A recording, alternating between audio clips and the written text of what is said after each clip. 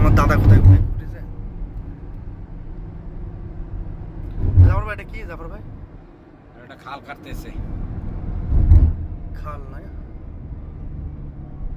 খাল, এটা পুরো এরিয়াতে যে আছে পানি তো আছে, মাজরা এগুলো পানি এখান থেকে দেয়, যে আবার আছে বন্ধ করার, কম বেশি করার। এই পানিটা আসে কই কোনে?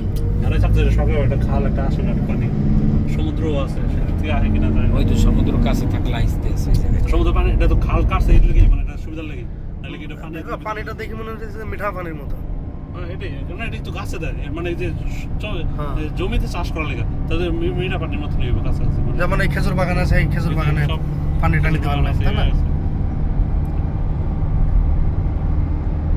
সুন্দর খাল দেখছেন, এই দেন খাল থেকে কি সুন্দর পানি দিতেছে।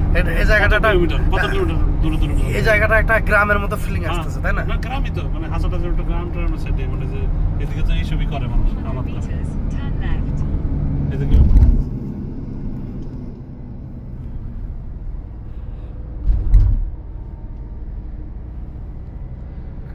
আজকে আমরা এসেছি কোথায়? সৌদি আরবের একটা গায়ের মতো হাসা হাসা, আল হাসা।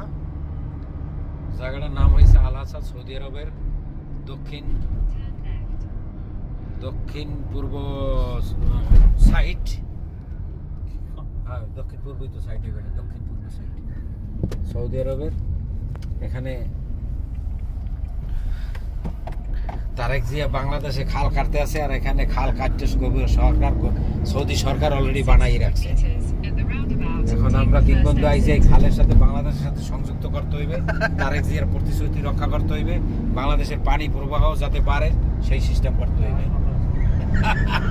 জাফর ভাই, জাফর ভাই, এই যে আমরা এত সুন্দর সুন্দর জায়গায় ঘুরতেছি, মানে কাশিম ভাই যে আমরা তো আমাদের কোনো ক্ষমতা নাই যে এরকম জায়গা আমরা না জানি না কিছু, তো আমাদের কাশিম ভাই লাগে আমরা দেখতেছি এইসব জায়গাগুলো, তো ওনার তো একটা ধন্যবাদ দেওয়া দরকার তোমার।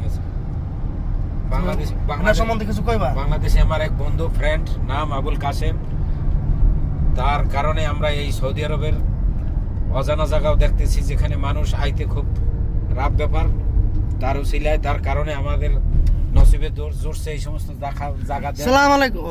এই সমস্ত জায়গা দেখার জন্য, হ্যাঁ, অনেক সৌদি প্রবাসী আছে, তারা 20 বছর 30 বছর থেকে ওই সমস্ত জায়গা দেখতে পারে না, ঘুরতে পারে না, কিন্তু কাশেম বাইরে এই দেখানোর জন্য, তার উদ্যোক্তার জন্য আমরা তাকে ধন্যবাদ ও শুকরিয়া আদায় করছি। তাকে আল্লাহ হায়াত দারাজ করুক, হ্যাঁ, তাকে আল্লাহ হায়াত আর তয়বা দেউক। আমরা তার উসিলায় এই সমস্ত জিনিস দেখতেছি, নাহলে আমাদের আশা হইতো না। তার গাড়ি আছে, গাড়িতে ঘুরে আমাদেরকে সব দেখাইতেছে, এজন্য তাদের থ্যাংক ইউ, ধন্যবাদ।